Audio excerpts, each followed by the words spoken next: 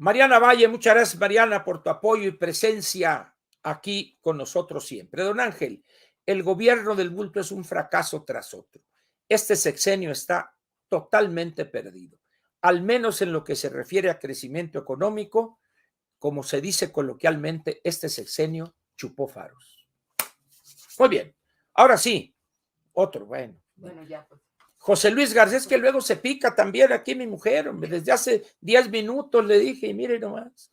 José Luis García Navarro, don Ángel, buenas tardes, presente como siempre. Yo creo que al bulto le urge saber el candidato de la oposición para aventarle toda la artillería. La oposición debe tener candidato a su tiempo. Esa es una visión. Incluso en un programa que hicimos con Julio Di Vela en su canal, ahí participamos Macario y yo. Entonces él tiene una posición respecto a que la alianza debe esperarse al momento más adecuado, porque si designa candidato a estas alturas, la 4T y el presidente lo harían papilla, vamos a decir. Y yo tenía la idea en ese momento de que ya debía tener la alianza o a la brevedad posible su candidato para que fuere conocido en el país. Me comprometí con Macario, un compromiso personal, no es que tenga que hacerlo, ¿ya? A que iba a analizar eso. Le he dado vueltas y más vueltas, como dice la canción, y he llegado yo a la conclusión, sujeto a que esto lo pueda cambiar, ¿verdad? Pero yo soy de la idea de que convendría que, vamos a decir, de aquí a fin de año, a más tardar, la alianza tuviera ya su candidato. Estoy plenamente consciente de lo que señala correctamente Macario, pero eso nos serviría a nosotros, a los ciudadanos, a coadyuvar a la selección o designación de un candidato con conducta intachable.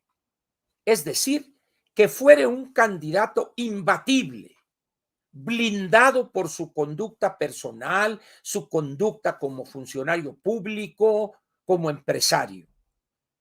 Porque si se ponen de acuerdo los partidos en la Alianza Va por México y se incorporan grupos de la sociedad ahí, ciudadanos, masiva o individualmente, y se designa un candidato, ese candidato debe de ser, aparte de una persona hábil que domine la administración pública, etcétera, etcétera, debe ser también un candidato intachable, que por donde le busquen no pertenecería a ese grupo que Carlos Monsiváis llamó los colapisables, es decir, que no tendría cola que le pisaren. Y entonces sí, si aquellos le echan toda la caballería y nada le hacen, ya tenemos un punto a favor. Es decir, la amenaza de que le echarían toda la montón, vamos a decir, al candidato de la alianza, eso fortalecería a la alianza y nos obligaría como ciudadanos, nosotros, repito, porque eso es función de los partidos, a insistir o a exigir, si llegamos a ser millones, a que se escoja un candidato intachable. Eso es lo que puedo decir. La moneda está en el aire. Vamos a ver qué sucede. Entramos ahora a la parte editorial. Aun cuando hay algunas partes de esto que hemos platicado que podría la Chiquis tomarlo y ponerlo al final, quizá o al principio, como introducción a la parte editorial. Por ejemplo, esto último que estaba diciendo lo podría poner, pero en términos ya formales, a partir de este momento comienza la parte editorial de Platica con Ángel correspondiente al lunes 23 de mayo del año 2022. Muy bien. Yo le he llamado, como le dije al principio, a la editorial de este día, los nuevos grupos políticos, los aritméticos, los cancioneros y los que ven conjuras por todas partes. Vamos a empezar, como diría Jack el Destripador, por partes. Muy bien. Me tocó leer un tuit hace 2 o 3 días de una persona a la que respeto y admiro profesionalmente, al doctor Alejandro Ope. Él, junto con el doctor Eduardo Guerrero, son las dos personas quizá que mejor conocen el tema de la violencia criminal en este país. Y tendríamos a una tercera persona, Héctor de Mauleón. Yo creo que ellos tres son los que dominan el tema, son conocedores, y Héctor de Mauleón con una cosa que ya se ha perdido, una especie de tarea de un cronista de la ciudad. Es un hombre que organiza recorridos los fines de semana en algunos barrios, en algunas calles, etcétera. Pero eso sería, vamos a decir, otra visión. Pero es una persona que también le sabe a esto de la criminalidad, de la violencia, etcétera. Entonces Alejandro Ope subió un tuit hace 3 días, si no me equivoco, debe haber sido el jueves de la semana pasada, donde hace unas cuentas aritméticas de que si tenemos acá el número de los que votaron el año pasado, pero si quitamos 1 millón de acá, sumamos otro de acá, quizás le ganamos ya a Morena. Bueno, pero luego sale en un TikTok Gustavo Madero dándonos clase de aritmética político-electoral. Y sale Gustavo teniendo un pizarrón atrás con una serie de cifras, rayas y flechas, y su plumón azul, aun cuando ya no está en el PAN, ya lo echaron, ya no quieren saber nada de él, pero empieza el año y que acá, y de estos 23 millones, y que le quitamos 2, pero luego los subimos acá, con los que ganó la Alianza 19 más esto, y ya empatamos. Pero acá de los indecisos, si logramos 1 millón y lo sumamos acá, pues ya le ganamos. Pero si no tenemos este billón de por acá, pero de los indecisos tenemos 2 millones, que lo sumamos acá y aunque no esté Movimiento Ciudadano, ya ganamos. Y haciendo rayas ahí, sumas y flechas y con el plumón a todo lo que daba. Y por allá sale mi paisana, la Cecilia Soto, donde hoy en el Excelsior hace un ejercicio similar, donde ya abunda con cifras, porcentajes. No lo voy a cansar a usted, en todo caso le invito a que lea esa colaboración que ella llamó La mano invisible. Y no sé si realmente lo que dijo en la primera frase es una crítica a mi posición o simplemente a cualquiera y yo me puse el saco. Dice la Cecilia, como diríamos ahí en Sonora, los que repiten muy cómodos desde su estudio de grabación o desde su cubículo académico, no hay oposición, parecen fervientes feligreses de la teoría de la mano invisible, aquella idea, aquel concepto de Adam Smith en lo que se refiere al comportamiento de los mercados.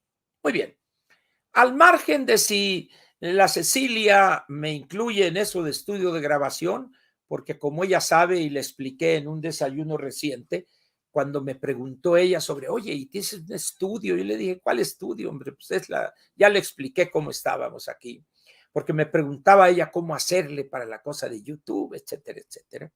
Pero me haya incluido o no, es irrelevante. Yo creo que mi estimada y querida paisana también está totalmente equivocada. Y vamos a ver por qué. Hay otros también, no son nomás ellos tres. No solo es Gustavo Madero, Alejandro Ope y la Cecilia, sino hay muchos que hablan, es que tuvimos tantos votos y tantos millones, pero le quitamos si logramos acá y esto y lo otro. Muy bien. Voy a tratar de argumentar por qué están no equivocados, sino completamente equivocados. Primero, tratar de equiparar una elección intermedia con una elección presidencial, de ahí parte todo lo demás. Una elección presidencial es una cosa y, como diría el clásico, las elecciones locales, sean estas de presidentes municipales, sean de distritos locales o sean de gobernadores y también las legislativas federales, diputados y senadores, es algo completamente diferente a una elección presidencial. De tal manera que extraer conclusiones para una victoria con las cifras de una elección intermedia es un craso error. Entonces, no tiene caso abordar más porque quien esté familiarizado con la política electoral mexicana sabe que lo que estoy afirmando es cierto. Bien. Segundo, estamos ante un padrón hoy de 92, casi 93 millones de ciudadanos. Cifras al 13 de mayo que aquí tengo. Las más recientes, las más actualizadas por parte del INE, son al 13 de mayo. Es decir, estas cifras de la lista nominal son de hace 10 días. Muy bien, perfecto. Aquí son casi 93 millones de ciudadanos. Muy bien. Entonces hablaban, es que si de los 30 y tantos millones de los abstencionistas nosotros logramos 2 o quizá 4, pero nunca dijeron ni Ope, ni Gustavo Madero, ni la Cecilia. ¿Cuál es la distribución geográfica de esos 38, 39 millones de abstencionistas? ¿Y cuántos promotores del voto se requerirían para ir a convencer a esos 4 millones? ¿O 3 o 2 millones? ¿Y con qué sufragarían los gastos de esas cientos o miles de brigadas para ir a convencer a esos millones de votantes de que voten? No que voten por la oposición, simplemente que salgan a votar. Otro elemento que sería el tercero. Cuando uno revisa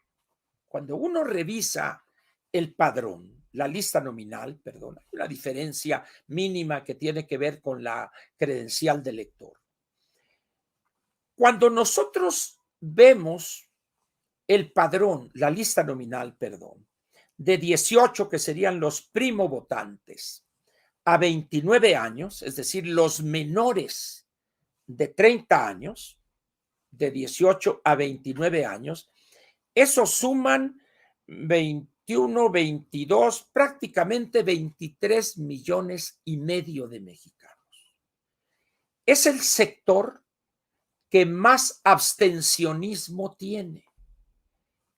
Esos menores de 29 años, que son los más preparados, jóvenes que ya manejan tecnología, que están en nivel medio superior o algunos terminaron la educación superior, iniciando su vida profesional, esos 20, ¿qué dije? 21, 23, 23 y medio millones. ¿Qué personal necesitamos para llegar a ese grupo de jóvenes y convencerlos de que deben votar por la oposición?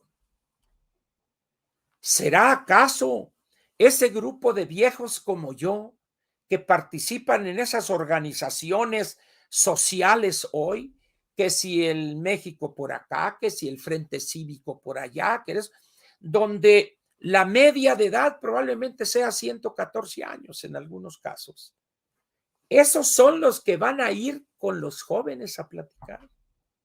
Esas personas van a dejar su actividad si es que la tienen, porque hay algunos que no trabajan, que no tienen ingreso y andan buscando a ver qué pepenan. Van a irse de tiempo completo a trabajar entre los jóvenes y vamos a suponer que tengan 70, 75 años y que dicen, bueno, ¿y este quién es? ¿O esta quién es? ¿De dónde salió? ¿Por qué le voy a hacer caso? Tendríamos, para hacer un uso más eficiente de ese recurso humano, buscar para llegar a esos ¿Qué dije? 21, 23 y medio, pónganle de aquí al 24, 25 millones de jóvenes. ¿Qué le gusta a usted? Unos 2 o 3 o 4 millones de jóvenes preparados para motivar, para soltar un buen rollo, como se dice ahora, distribuidos en todo el país. ¿Y con qué los vamos a pagar? ¿Y quiénes los van a capacitar? ¿Quiénes los van a encabezar en ese trabajo sistemático y permanente? Porque Morena sí lo está haciendo. Los servidores de la nación, esos miles de vividores de la nación, andan casa por casa, con sueldo, con mochila, con identificación y con la complicidad de los gobiernos de los estados, de los gobiernos municipales y de Morena, del Verde y del Partido del Trabajo.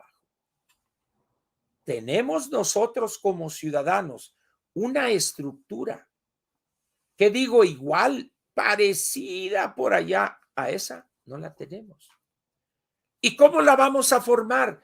Con reuniones de 20, 30 teóricos de la política, que yo me acuerdo como en el 68 empezaba la asamblea del CNH a las 10:30, 11 de la noche, y a las 3:30, 4 de la mañana, Raúl Álvarez, que en paz descanse, decía, a ver, en concretito, ¿qué vamos a hacer? Pero las otras 3 o 4 o 5 horas eran rollos interminables así. Pues guardando las debidas proporciones, más o menos así están todos esos jóvenes, y ¿qué jóvenes? Jóvenes de la tercera edad. Pero dice uno, a ver, señores, es decir, sabemos qué hacer. El problema es cómo lo vamos a hacer.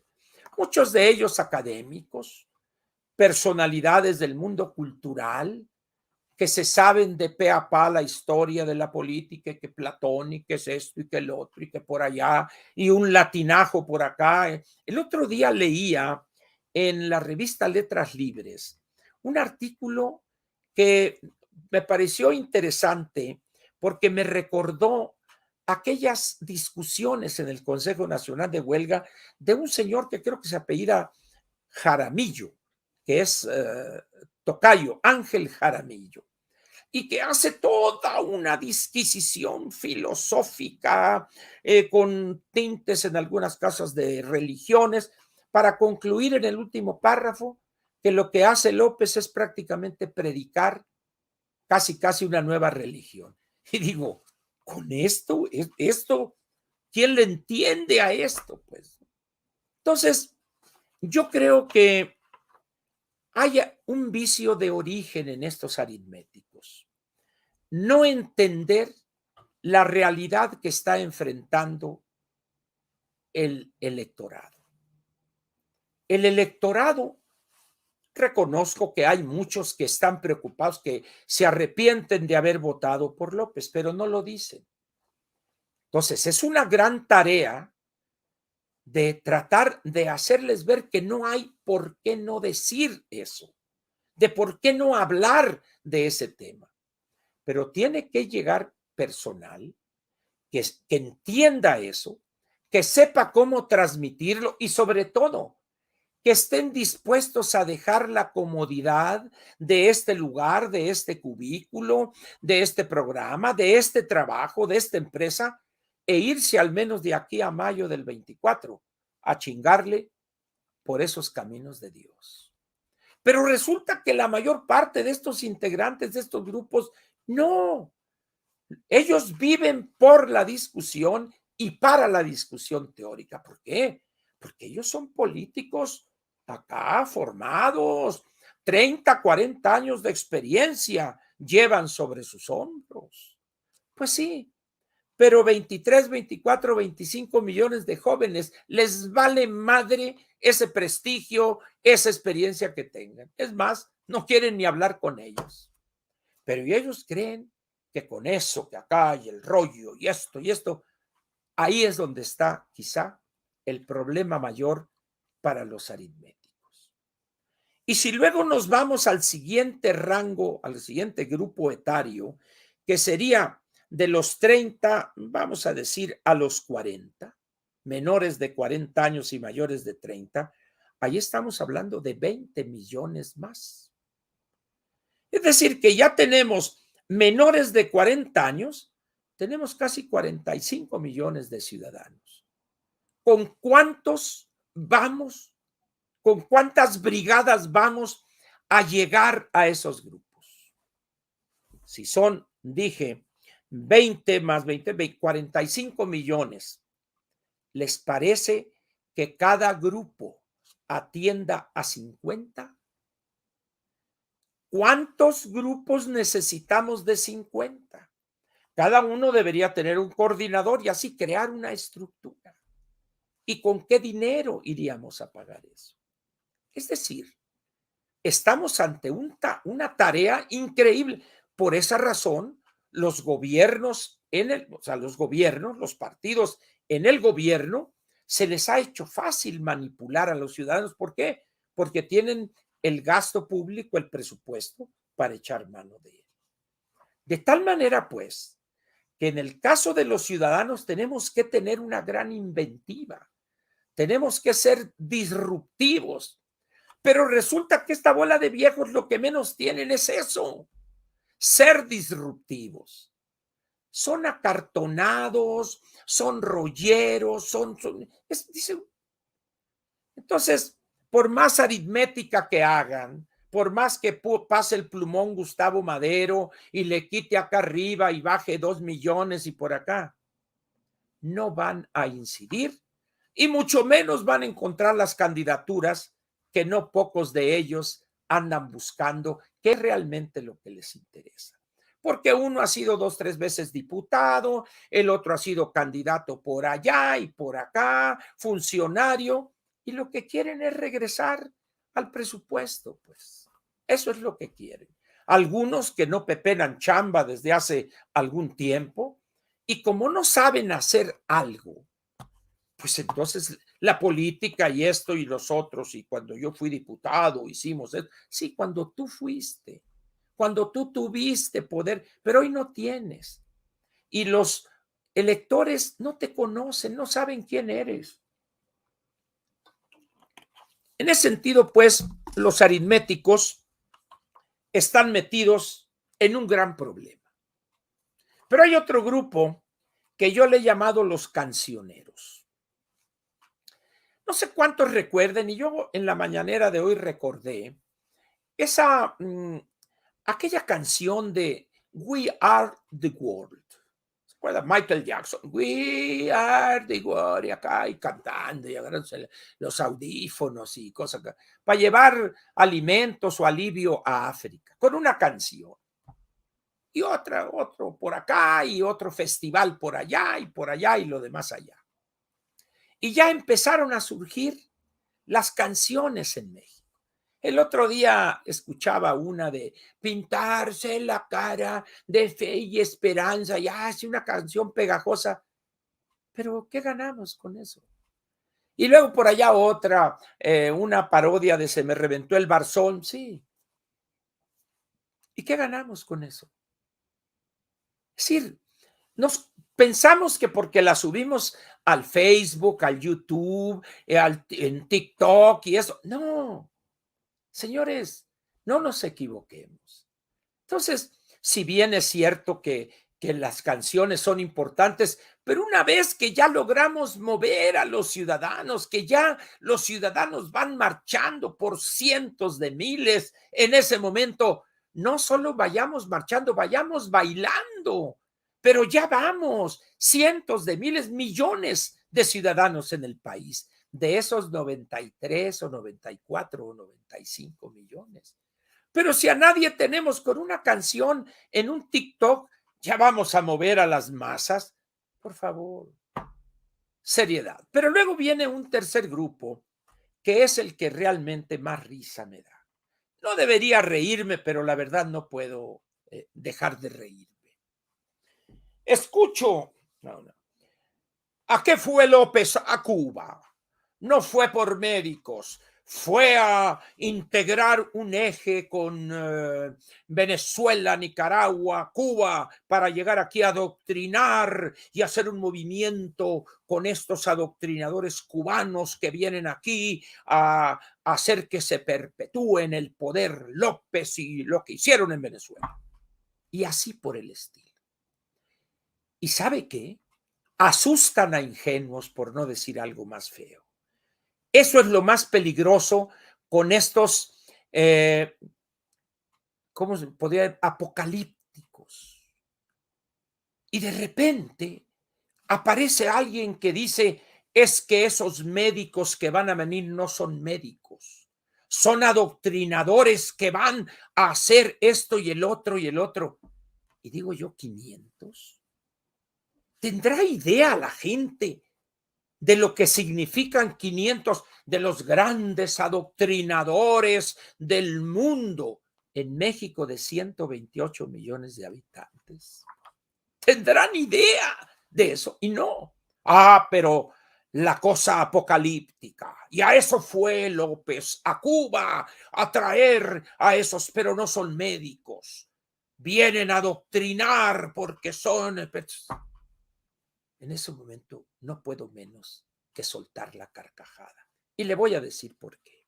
Mire usted, yo no sé si estas personas saben cuántos habitantes tiene hoy Venezuela. Muy bien. Venezuela tiene hoy 28 millones de habitantes. No sé si en estas estadísticas ya están considerados los que se fueron o todavía no, pero los datos de estadísticas que se manejan en el mundo, 28 millones. Cuba, 11 millones y Nicaragua, 6.5 millones. Es decir, entre esos tres países tienen 45 millones aproximadamente de habitantes. México tiene hoy prácticamente 128. Es decir, las 3 veces la población que tienen esos tres países. Pero ahora vamos a ver la superficie. Vamos a ver. Entre los tres países tienen prácticamente 150,000 kilómetros cuadrados. México tiene casi 2 millones de kilómetros cuadrados, es decir, 13 veces la superficie que esos tres países tienen. ¿Por qué le doy estos datos? Por algo tan sencillo como esto. Cuando Cuba se pone al servicio su aparato de inteligencia y opresión y represión al servicio de Hugo Chávez a un precio altísimo. ¿Sabe usted que con 30,000 asesores militares, todos ellos ahí sino médicos, especializados en contrainteligencia, en represión, en vigilancia clandestina, ilegal, etcétera, etcétera? 30,000. Y sabe que a pesar de esos 30,000, no han podido con la protesta de la población. Lo que sí logró Hugo Chávez fue acabar con un país. Eso sí lo hicieron muy bien, pero eso no lo hicieron los cubanos. Eso lo hizo la locura de Hugo Chávez. Aquellos nomás explotaron esa gallina de los huevos de oro. Entonces, decir que se está formando un eje, Venezuela, Nicaragua y Cuba, para venir a dominar a México, y ya llegaron 500 promotores para empezar. 500, dice uno. 500 agitadores, vamos a ponerle así o como quieran ustedes, no se notaría ni en Iztapalapa. La Ciudad de México tiene casi 9 millones de habitantes, el Estado de México tiene 15 o 16. Es decir, señores, por favor, sean serios y no vean agitadores, guerrilleros que vienen a adoctrinar. Y luego me dice una persona, y realmente le contesté por respeto, por educación. es que los 500 médicos que trajo Lázaro Cárdenas a adoctrinar y decían que eran médicos. Y dice uno, a ver, ¿qué carajos adoctrinaron en Michoacán? ¿Qué carajos vinieron a adoctrinar si ese sufrido estado está controlado desde los años 30 por ese gran demagogo y manipulador político que fue Lázaro Cárdenas? No necesitaban traer, y trajo a aquellos para mandar a alfabetizar a la gente. Y vamos a suponer que esos 500 o 510, ¿y qué cambió? Vea usted cómo domina el crimen organizado en Michoacán. Es decir, entienda a estas personas que ven conjuras por todos lados, que este país es un país de 2 billones de kilómetros cuadrados, de 128 millones de habitantes, que tiene en algunas de sus entidades como Jalisco y Nuevo León el capitalismo quizá más avanzado de América Latina, excepción hecha de algunas cosas que tiene Chile y algunas otras que tiene Brasil. Y van a llegar 500 disque acá, promotores y esto de Cuba, cuando Cuba como país ya no existe, vive de la limosna que le sueltan otros. Entonces, por eso ese grupo da risa, no miedo, pero asusta a personas. Yo les pediría que ni a los aritméticos, ni a los cancioneros, ni a los que ven conjuras y cosas, no les hagan caso, por favor. Ni el aritmético, ni el que canta canciones muy bonitas y pintarme la cara, color de esperanza y eso no lleva a la gente a votar, chica, hombre. Y tampoco los que ven conjura, por más seriedad que le pongan, porque fue allá a traer Cuba. No, las cosas en la política funcionan de otra manera. México es un país grande en términos económicos y en términos demográficos y en términos territoriales. Por favor. Entonces, imaginen ustedes que va López allá, oye, Raúl, mándame unos 5,000 instructores. ¿Cómo no? Te los mando, compañero, con mucho gusto. O luego vemos cuánto te va a costar de contado. Ahí vienen 5,000. ¿Cuántos va a mandar a cada estado? O a cada delegación de la Ciudad de México si perdieron 9 alcaldías. A ver, ¿a cuántos va a mandar? ¿A 50 por cada una de las 9? No sirve para nada. Manda 50 a la Miguel Hidalgo. Cuando vean Mazarik ya no van a querer salir ahí de los restaurantes de Mazarik. Por favor. Es decir, señores, seriedad, por favor. Seriedad. Ahora, si lo que andan haciendo en esas organizaciones y con esas posiciones es porque quieren ser candidatas o a diputados, candidatos a diputados, a senadores, está bien, es legítimo eso.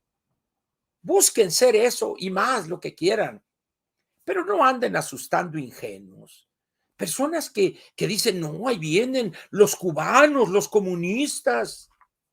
Señores, el ejército mexicano, incluyendo a la Guardia Nacional, que es ejército mexicano, debe de tener ahorita, no sé, 350,000 integrantes. Conociendo el terreno, teniendo cuarteles y regiones militares, zonas militares y regiones militares en el país, no se dan abasto. Salen de un estado y viene el efecto cucaracha, van a otro, aquellos se vienen para acá y allá andan jugando al gato y al ratón. Y que con 500 médicos van a armar aquí todo un mundo. No, por favor, señores. Y luego, para acabar de amorar el bulto, ¿por qué se quejan si hay equipos de fútbol que traen futbolistas de otros países? Hágame el favor, comparando la vida de un mexicano con un penalti. Dice uno, eso para que vean la locura ya del bulto.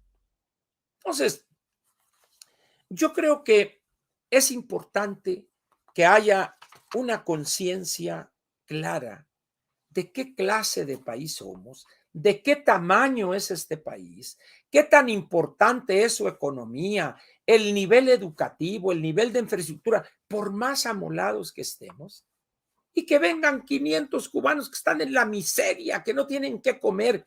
Si no me creen, vean las partes que se han exhibido, que han aparecido en la televisión, de este reportaje que ha hecho una de sus reporteras, que perdónenme por la descortesía, que no sé el nombre de ella, pero donde pinta la miseria del pueblo cubano ahorita. Entonces, esos son los que van a venir aquí a armar eso. No, por favor.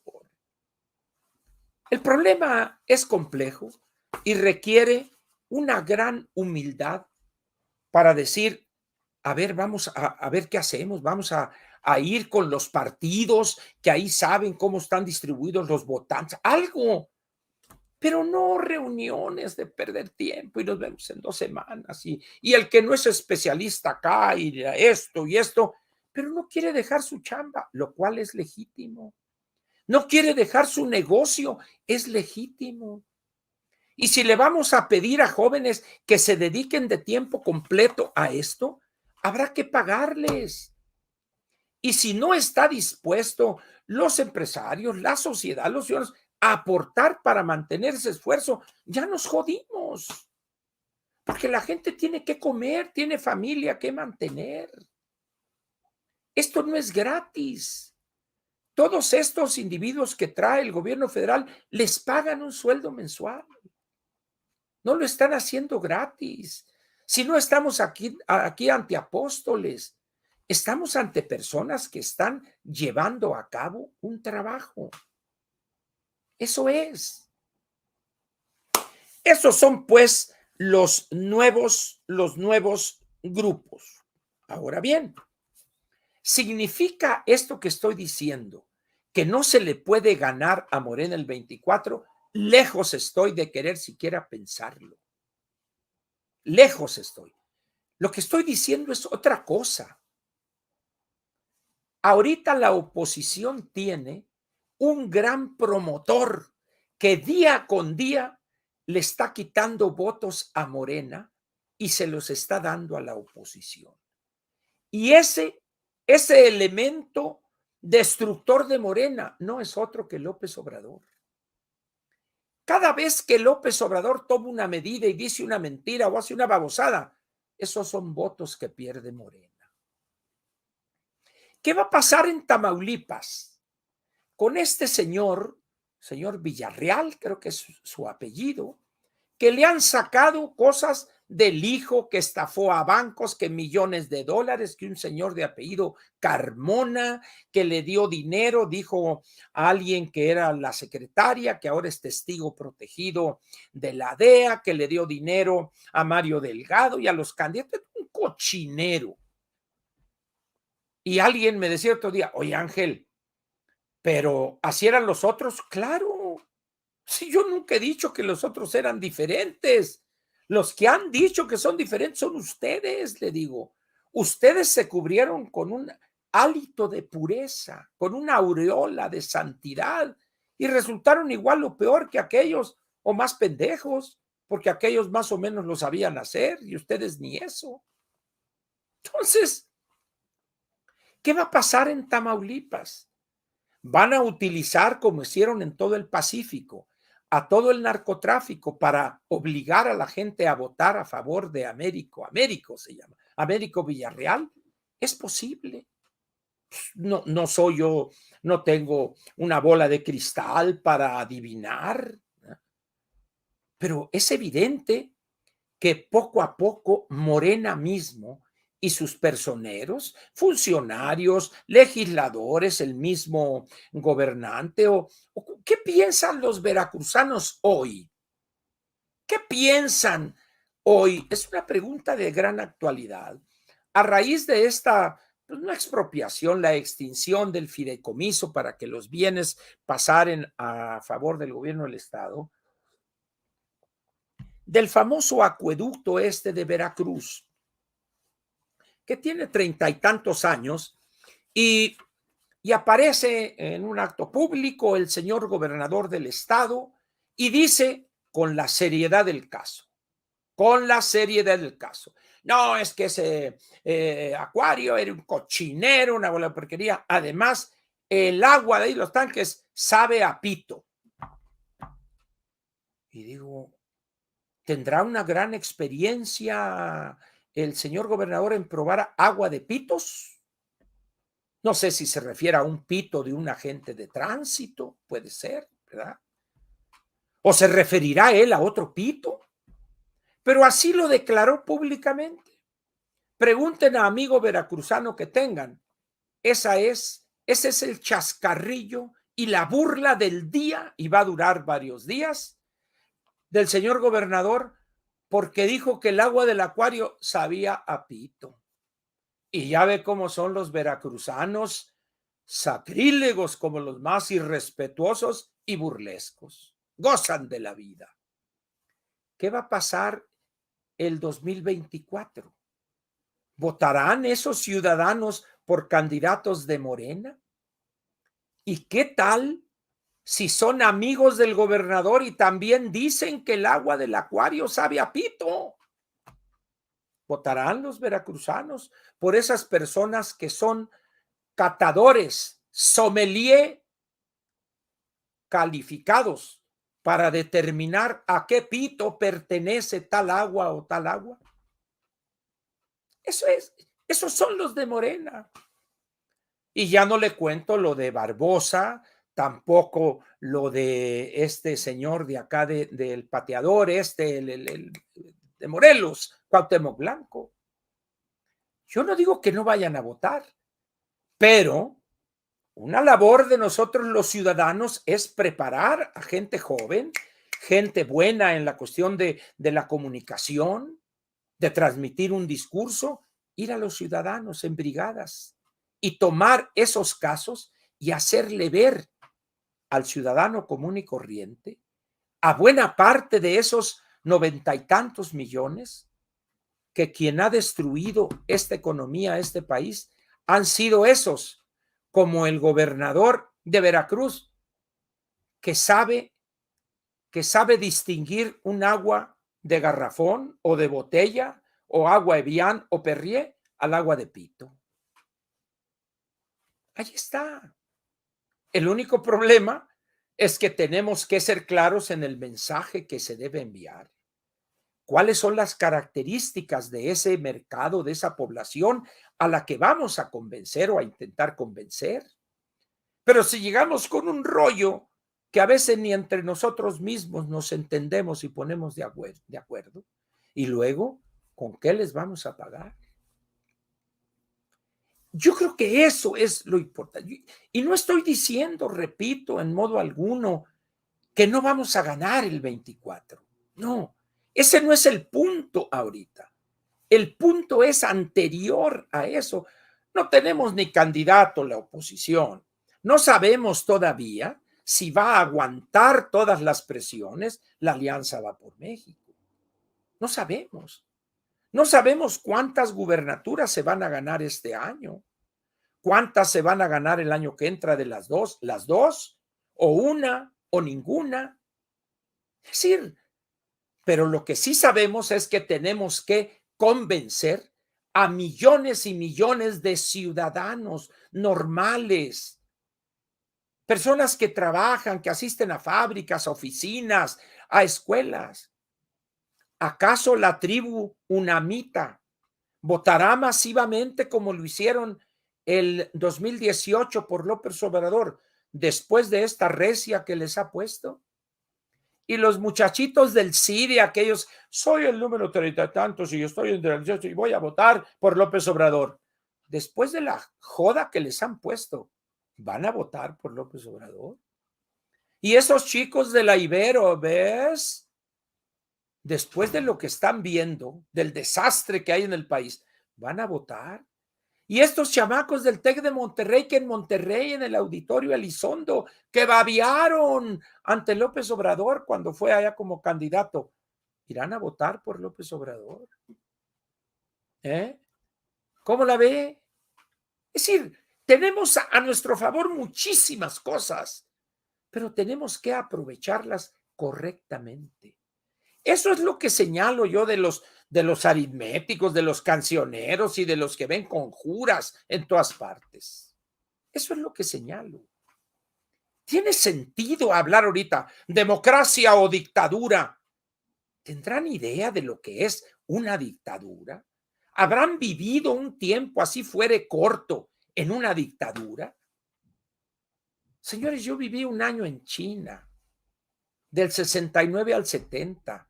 Yo ahí me di cuenta, no obstante mi situación privilegiada en ese momento por lo que estábamos haciendo, pero me di cuenta lo que es una vida en una dictadura.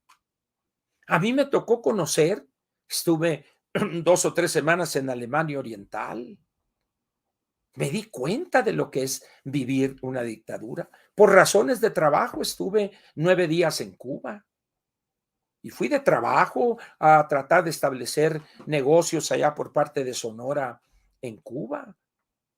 Y dices, señores, por favor, no manejen esos conceptos tan a la ligera, que no se sostienen.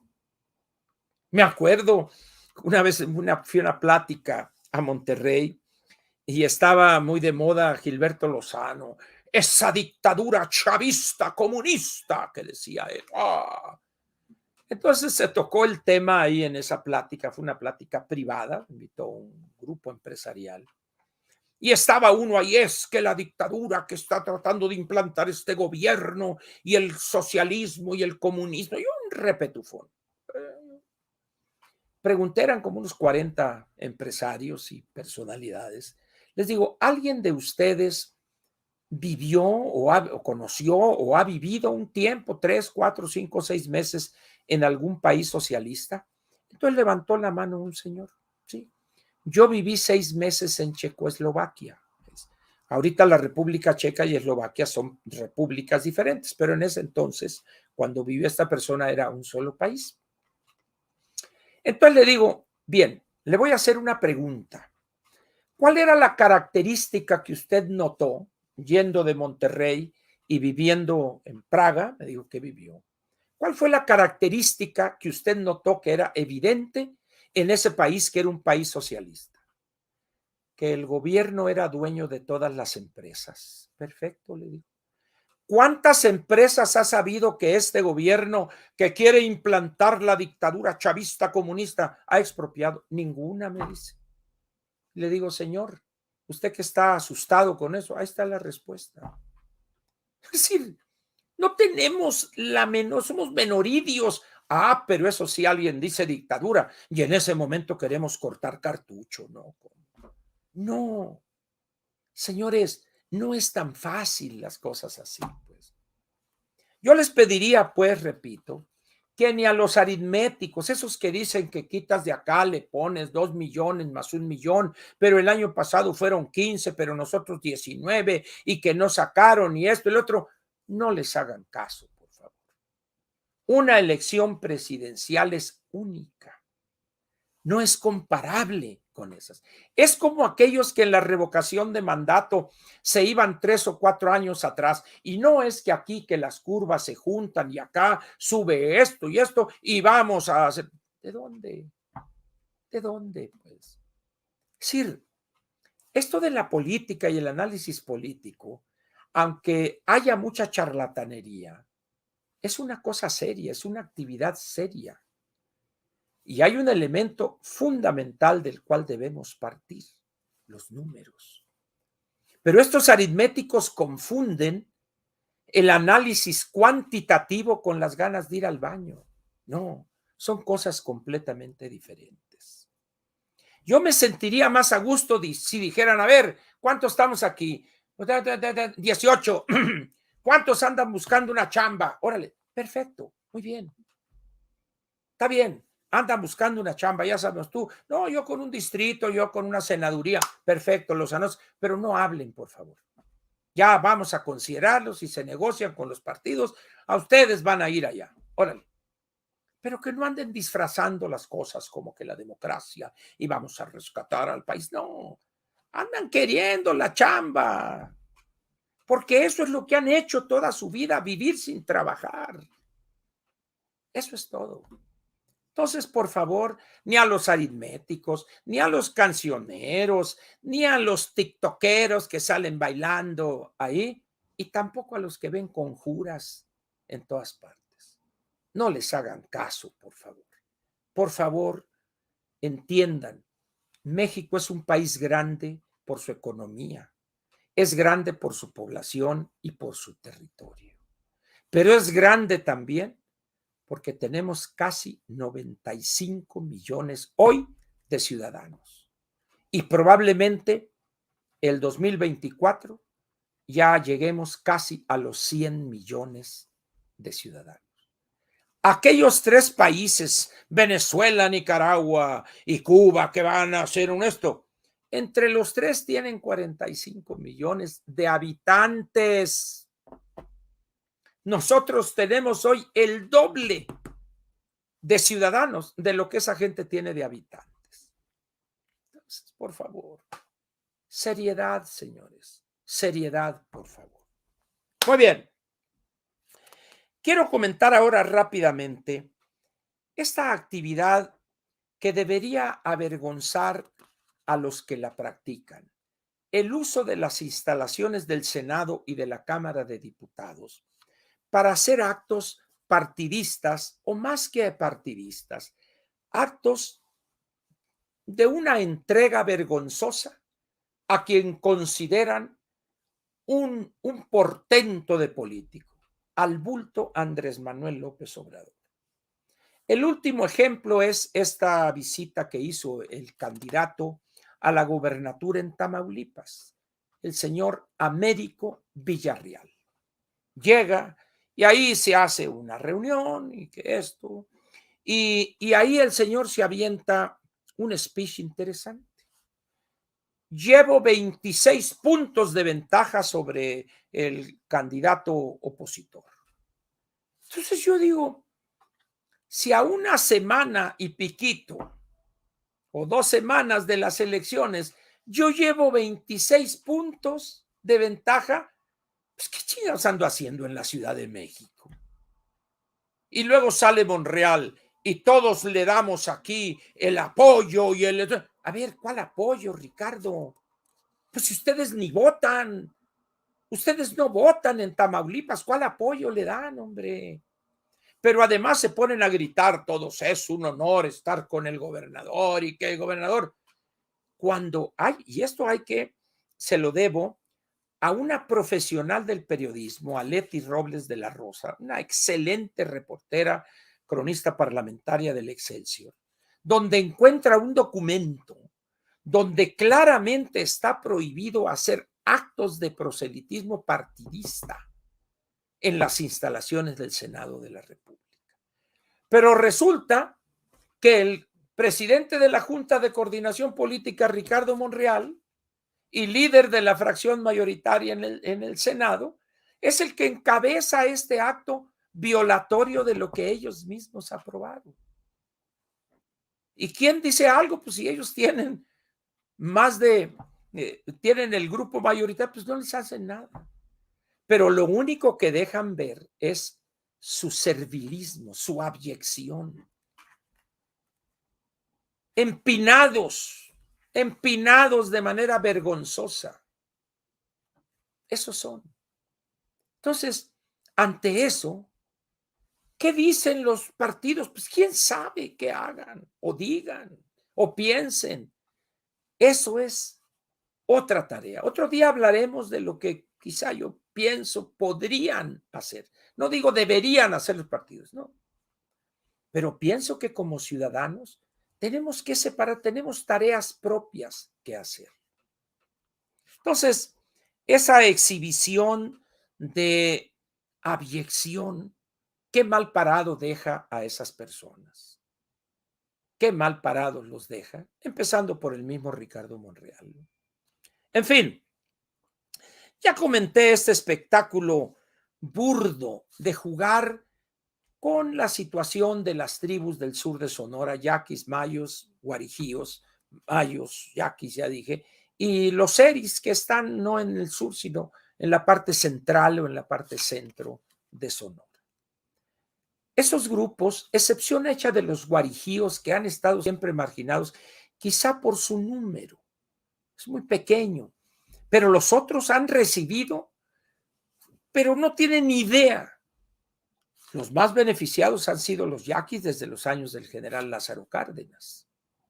Pero siguió Echeverría y les dio y les dio y luego el otro y esto les condonaron carteras vencidas, les dieron centrales de maquinaria que vendieron los tractores, las rastras, los arados, las cultivas, todos son, porque los yaquis no les gusta trabajar. Ya los describí en un francés correcto. Son huevones, son borrachos y hoy son adictos. Entonces, dice uno, y va a la justicia, y ahí anda el hijo de este señor Meyer ahí haciéndole el caldo gordo. Pero bueno, entonces estamos ante una situación de una gran simulación. ¿Va a parar esto? Muy difícilmente. Las cosas se le complican al presidente. No tiene recursos, ni va a tener.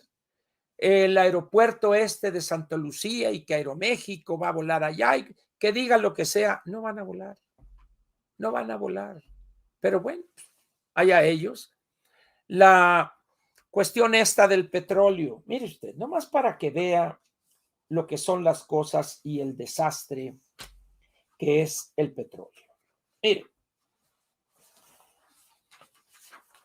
¿sabe usted? Ya ve que dicen, estamos refinando más. Muy bien. Le voy a dar los datos desde el año 2000 al 2021. En el año 2000, Petróleos Mexicanos refinaba, ojo, 1.450.000 barriles diarios de petróleo. Hace 21 años. 21 años. El año pasado, el 2021, Petróleos Mexicanos refinó 806.000 barriles diarios. Es decir, el 1,449, 60, el 50% son 700, como el 55%. Pero ahora, vamos a desglosar. En aquellos años, ahí le va, obtenía de lo que refinaba el año 21 el 28.9%, ponga usted 29%, y ¿sabe usted cuánto obtenía de combustóleo de esa porquería? El 30.3%. Es decir, de cada barril de petróleo que refina Petróleos Mexicanos en el año 2021, el 30.3% es combustóleo de ese cochino sucio y solamente el 29% es gasolina. Quiere decir que si el presidente dice que ya no vamos a importar el año que viene gasolinas, y si hacemos una cuenta muy sencilla, consumimos, póngale ustedes, 700.000 barriles diarios de gasolina o 600.000 barriles diarios de gasolina. Ojo, 600.000 barriles diarios de las dos gasolinas. Vamos a dejar el diésel aparte. Si nosotros obtenemos de gasolina el 29%, vamos a ponerle el 30%, quiere decir que si yo extraigo 1.600.000 barriles diarios, 1.600.000 o 1.700.000, el 30% son gasolinas, es decir, 510.000 barriles diarios. Pero resulta que México consume 700.000. Seguiremos importando gasolina. Pero ahí le va algo peor. ¿Qué vamos a hacer con ese volumen de combustóleo? ¿Y cómo va a obtener Pemex sus dólares para pagar el servicio, nada más, los intereses y comisiones de esa deuda de 117.000 millones de dólares? Porque ya no va a importar, a exportar. Todo se va a refinar aquí. Pero luego dicen, mentira flagrante, lo de Deer Park, No, señores, los primeros 15 años Deer Park va a refinar petróleo que va a venderle la compañía Shell. Y no va a mandar gasolina para acá, sino que se la va a entregar a los clientes que tienen contratos de largo plazo. Estos son los números oficiales. No estoy inventando lo más mínimo. Ahora bien, ahí le va a usted. El litro de gasolina, dice, no ha subido el litro de gasolina regular en México. Muy bien, 22 pesos, vamos a ponerlo así. No más que hay un pequeño problema. Para que venda Petróleos Mexicanos el litro a 22 pesos, Hacienda deja de cobrar, no subsidia, señores, estudien economía o contabilidad de costos y finanzas públicas. Está dejando de cobrar por cada litro de gasolina regular 5 pesos 49 centavos. Es decir, el 100% del IEPS no lo cobra. Pero como el precio del petróleo sigue subiendo, les deja de cobrar al gasolinero de puro impuesto sobre la renta 5 pesos con 8 centavos. Quiere decir que por cada litro que se vende a 22 pesos, el gobierno está dejando de cobrar 10 pesos 57 centavos. Es decir, el precio del litro cuesta en términos de mercado 32 pesos. Así de sencillo. Y cada mes de continuar con esta política, el gobierno está dejando de recibir alrededor de 28, 30 mil millones de pesos. Por eso la jefa de SAT en una conferencia de prensa dijo hará unas 2 o 3 semanas que si esto se mantiene, vamos a dejar de recibir alrededor de 400 mil millones de pesos en el año. ¿De dónde va a salir eso? ¿Quién sabe? Pero ahí le va, por si usted tenía confianza en que iban a bajar los precios de la gasolina, de la gasolina o del petróleo, perdón, los crudos marcadores. El 20 de mayo, es decir, el viernes de la semana pasada, la mezcla mexicana de petróleo se vendió a $107.86 y hoy se vendió a $108.18. Es decir, al menos hasta la siguiente semana todavía vamos a estar con estas exenciones o estos no cobros de impuestos. ¿Qué significa eso? Que las finanzas públicas se van a ver envueltas en un gravísimo problema. Gravísimo problema. Pero vamos muy bien. Y llega el presidente, cómprense 30,000 hectáreas para dárselas a los yaquis. Ay, ¿qué dice? 30,000 hectáreas a $12,000 son 360,000, 8,000 millones de pesos. ¿De dónde van a salir?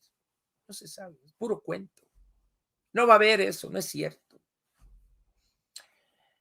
La última para el tema editorial. Este fin de semana hubo un mega asalto a automovilistas en la autopista México-Querétaro-San Luis Potosí y en la salida que era noreste de Querétaro, donde por el embotellamiento, por lo que sea, a 300 automóviles los asaltaron un grupo de jóvenes y según declaran algunos de las casetas, que esto es frecuente que suceda. Lo bueno es que la Guardia Nacional ya destinó a 12,000 elementos más para asegurar los no delitos en las carreteras. Imagínense si no hubieran llegado esos 12,000. Ese es el panorama que el bulto y los suyos, con gritos destemplados, es un honor estar con Obrador, no pueden ocultar. Y para documentar su optimismo, le muestro, déjenme ver dónde está, no te me vayas, bonita, porque esa manta es una chulada, ese mensaje de Si lo encuentra López Obrador, lo voy a ir a saludar. ¿Cómo está, don Mayo? ¿Cómo me tiene aquí el país? En calma, señor presidente, en calma. No se eche una pacifiquito bien fría. No, gracias, porque ando medio ronco, le voy a decir. Dice así: comienza la limpia en el país. Venimos con todo el apoyo del gobierno federal. Regresa la vieja escuela. Bienvenidos al diálogo todos los carteles o cárteles. O se alinean o los alineo. Atentamente, Mayo Zambada.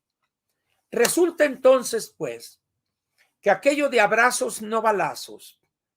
El gobierno federal va a dar abrazos y va a tirar librazos la esposa del presidente, y el que va a soltar los balazos es el Mayo Zambada.